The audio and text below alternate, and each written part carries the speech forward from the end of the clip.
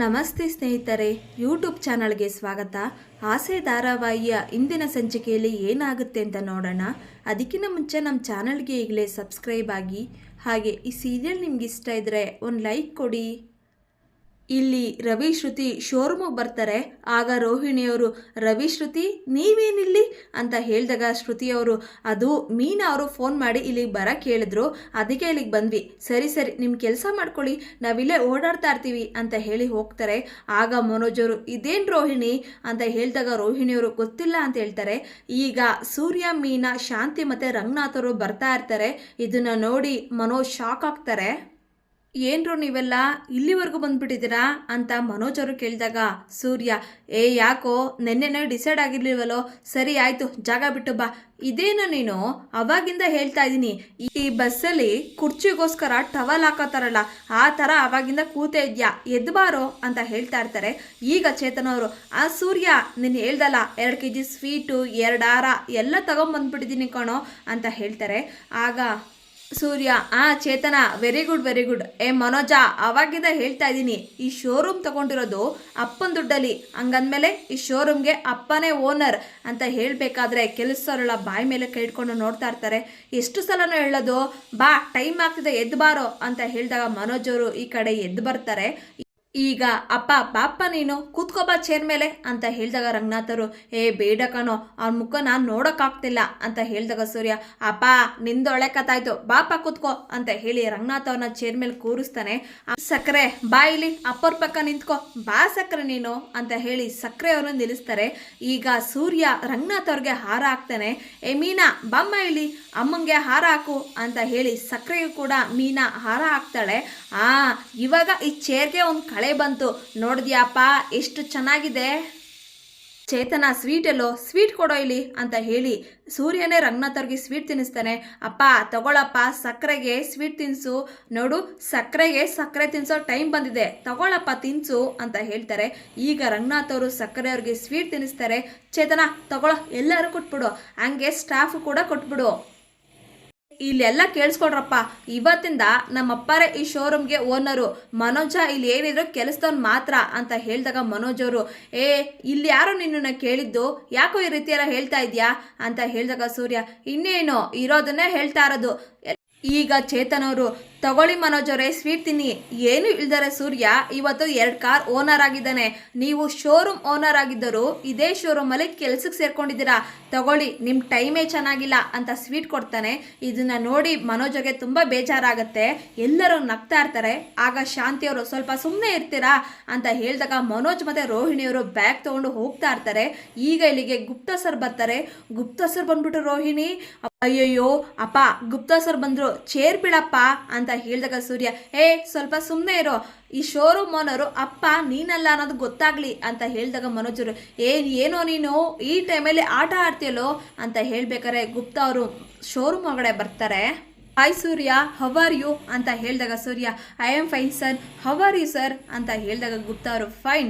ಇದೇನಿದು ಮನೆಯವರೆಲ್ಲ ಸೇರ್ಕೊಂಡ್ಬಿಟ್ಟಿದ್ದೀರಾ, ಅಪ್ಪ ಅಮ್ಮ ಎಲ್ಲ ಬಂದಿದ್ದಾರೆ, ಏನಾದ್ರು ವಿಶೇಷನಾ ಮನೋಜ್ ಅಂತ ಹೇಳಿದಾಗ ಮನೋಜ್ ಅವರು ಏನು ಮಾತಾಡೋದಿಲ್ಲ. ಈಗ ರಂಗನಾಥ್ ಅವರು, ಸರ್ ನಾನು ಹೇಳ್ತೀನಿ ಸರ್, ಇಲ್ಲೇ ಹತ್ರದಲ್ಲಿ ದೇವಸ್ಥಾನಕ್ಕೆ ಬಂದಿದ್ವಿ, ಹಾಗೆ ಶೋರೂಮ್ ನೋಡಿ ತುಂಬ ದಿನ ಆಗಿತ್ತಲ್ಲ, ಅದಕ್ಕೆ ನೋಡ್ಕೊಂಡು ಹೋಗೋಣ ಅಂತ ಬಂದಿದ್ದೀವಿ ಸರ್ ಅಂತ ಹೇಳಬೇಕಾದ್ರೆ ಇಲ್ಲಿಗೆ ಡೀಲರ್ಸ್ ಬರ್ತಾರೆ. ಏನ್ರಿ ಮನೋಜ್ ಅವರೇ ಕಾಲ್ನೇ ಪಿಕ್ ಮಾಡ್ತಾ ಇಲ್ಲ, ನಮಗೆ ಐಟಮ್ಸ್ನೇ ಕಳಿಸೇ ಇಲ್ಲ, ನಮ್ಮ ಹತ್ರ ಅಡ್ವಾನ್ಸ್ ತೊಗೊಂಡು ಯಾಕ್ರಿ ಈ ರೀತಿ ಮಾಡ್ತಾ ಇದ್ದೀರಾ ಅಂತ ಹೇಳಿದಾಗ ಗುಪ್ತಾ ಅವರು, ಇಲ್ಲಿ ನೋಡಿ ಸ್ವಲ್ಪ ಕರೆಕ್ಟಾಗಿ ಹೇಳಿ ಏನಾಯಿತು ಅಂತ ಹೇಳಿದಾಗ, ಸರ್ ಗುಪ್ತಾ ಸರ್ ನೀವಿಲ್ಲೇ ಇದ್ದೀರಾ ಸರ್, ಇವರು ಐಟಮ್ಸ್ಗೆ ಅಂತ ಹೇಳ್ಬಿಟ್ಟು ಅಡ್ವಾನ್ಸ್ ತೊಗೊಂಡಿದ್ದಾರೆ ಸರ್, ನಮಗೆ ಐಟಮ್ಸ್ನೇ ಕಳಿಸೇ ಇಲ್ಲ, ಅದಕ್ಕೆ ಕೇಳೋಕ್ಕೆ ಅಂತ ಬಂದ್ವಿ ಅಂತ ಹೇಳಿದಾಗ ಗುಪ್ತಾ ಅವರು, ಓ ಹೌದಾ, ನೋಡಿ ಐಟಮ್ಸ್ ಇನ್ನು ಜಪಾನಿಂದ ಬಂದಿಲ್ಲ, ಅದು ಬಂದಮೇಲೆ ನಾನೇ ಕಳಿಸ್ಕೊಡ್ತೀನಿ, ಸರಿ ನೀವಿನ್ನ ಹೊರಡಿ ಅಂತ ಹೇಳಿ ಅವರನ್ನು ಕಳಿಸ್ತಾರೆ. ಯಾಕ್ರಿ ಮನೋಜ್ ಅವರೇ ಈ ರೀತಿ ಮಾಡ್ತಾ ಇದ್ದೀರಾ, ನೀವು ನನಗೆ ಅಡ್ವಾನ್ಸ್ ಕಳಿಸಿದ್ದೀರೇನ್ರಿ, ರೋಹಿಣಿ ನೀವು ನನಗೆ ಯಾವ್ದಾದ್ರು ಅಮೌಂಟ್ ಕಳಿಸಿದ್ದೀರಾ ಅಂತ ಹೇಳಿದಾಗ ರೋಹಿಣಿಯವರು ಕಳಿಸೇ ಇಲ್ಲ. ಮತ್ತೆ ಅವರಿಂದ ತಗೊಂಡಿರೋ ಅಡ್ವಾನ್ಸ್ ಎಲ್ಲ ಏನು ಮಾಡಿದ್ರಿ ಅಂತ ಹೇಳಿದಾಗ ರಂಗನಾಥ್ ಅವರು, ಸರ್ ನಾನು ಹೇಳ್ತೀನಿ ಸರ್ ಅಂತ ಹೇಳಿದಾಗ ಸೂರ್ಯ, ಇಲ್ಲಪ್ಪ ಇರೋ ನಾನು ಹೇಳ್ತೀನಿ ಸರ್, ಇವನು ಅಡ್ವಾನ್ಸ್ ಎಲ್ಲ ತಗೊಂಡು ಒಂದು ಮನೆ ತಗೊಳ್ಳೋಕ್ಕೆ 3 ಕೋಟಿ ಹೇಳಿದ್ರು ಸರ್, ಆ ಮನೆ ತಗೊಳ್ಳೋಕ್ಕೆ ಅಂತ 30 ಲಕ್ಷ ಅಡ್ವಾನ್ಸ್ ಕೊಟ್ಬಿಟ್ಟ ಸರ್, ಆದರೆ ಅವರು ಫ್ರಾಡ್ಗಳು ಸರ್, ಆ ದುಡ್ಡನ್ನು ಎತ್ಕೊಂಡು ಓಡೋಗ್ಬಿಟ್ಟಿದ್ದಾರೆ. ಸರ್ ನೀವೇನು ಯೋಚನೆ ಮಾಡಬೇಡಿ ಸರ್, ನಾವು ಅವರನ್ನು ಹುಡುಕ್ತಾ ಇದ್ದೀವಿ, ಆದಷ್ಟು ಬೇಗ ಅವ್ರು ಸಿಗ್ತಾರೆ, ಹಾಗಾಗಿ ಆ ದುಡ್ಡು ಸಿಕ್ಬಿಡುತ್ತೆ ಸರ್, ಸಮಸ್ಯೆ ಎಲ್ಲ ಬಗೆಹರಿದು ಬಿಡುತ್ತೆ, ನೀವೇನು ಟೆನ್ಷನ್ ತಗೋಬೇಡಿ ಅಂತ ಹೇಳ್ತಾನೆ. ಈಗ ಗುಪ್ತಾರು, ಏನ್ರಿ ಮನೋಜರೇ ಇದೆಲ್ಲ, ಅಲ್ಲ ಮೋಸ ಮಾಡೋರ್ಗಿನ್ನ ಮೋಸ ಹೋಗೋರ್ಗೆ ಶಿಕ್ಷೆ ಕೊಡಬೇಕು. ಅಲ್ಲ ನಾನು ಫಸ್ಟು ಬಸ್ಸಲ್ಲಿ ಓಡಾಡ್ತಿದ್ದೆ, ಬಾಡಿಗೆ ಮನೇಲಿದ್ದೆ, ಬಿಸ್ನೆಸ್ ಡೆವಲಪ್ ಆಯ್ತಾ ಇವಾಗ ತಾನೇ ರೀಸೆಂಟಾಗಿ ಫ್ಲಾಟ್ ತೊಗೊಂಡಿದ್ದೀನಿ, ಅದು ಚಿಕ್ಕದು ನೋಡಿ. ಬಿಸ್ನೆಸ್ಸಲ್ಲಿ ಅರ್ನ್ ಮಾಡಿದ ದುಡ್ಡನ್ನು ಬಿಸ್ನೆಸ್ಗೆ ಆಗಬೇಕು, ಆವಾಗಲೇ ಬಿಸ್ನೆಸ್ ಡೆವಲಪ್ ಆಗೋದು. ಇದಿನ್ನ ಡೆವಲಪಿಂಗ್ ಬಿಸ್ನೆಸ್ಸು, ನಿಮ್ಗೇನ್ರಿ ಇಷ್ಟೊಂದು ಆತ್ರ ಅಂತ ಹೇಳಿದಾಗ ರಂಗನಾಥರು, ಸರ್ ಏನೋ ಹುಡುಕ್ ಬುದ್ಧಿ ದುಡುಕ್ಬಿಟ್ಟಿದ್ದಾನೆ, ದಯವಿಟ್ಟು ಕ್ಷಮಿಸ್ಬಿಡಿ ಸರ್ ಅಂತ ಹೇಳಿದಾಗ ಗುಪ್ತಾ ಅವರು, ನೋಡ್ರಿ ಬೇರೆ ಯಾರಾದರೂ ಆಗಿದ್ರೆ ಅವ್ರ ಡೀಲ್ನ ಇಲ್ಲೇ ಕ್ಯಾನ್ಸಲ್ ಮಾಡೋಗ್ತಿದ್ದೆ, ಆದರೆ ನಾನು ನಿಮ್ಮ ಫ್ಯಾಮಿಲಿನ ನೋಡಿ ಬಿಟ್ಟೋಗ್ತಾ ಇದ್ದೀನಿ, ನಿಮ್ಮ ತಂದೆ ಮತ್ತು ಸೂರ್ಯನ ಮುಖ ನೋಡಿ ಬಿಟ್ಟೋಗ್ತಾ ಇದ್ದೀನಿ. Be careful Manoj, next time ಈ ರೀತಿಯೆಲ್ಲ ಆಗೋಂಗಿಲ್ಲ. ಸರ್ ಬರ್ತೀನಿ, ಸೂರ್ಯ ಅವರೇ ಬರ್ತೀನಿ ಅಂತ ಹೇಳಿ ಗುಪ್ತಾ ಅವರು ಇಲ್ಲಿಂದ ಹೊರಡ್ತಾರೆ. ಈಗ ಎಲ್ಲರೂ ಮನೆಗೆ ಬರ್ತಾರೆ.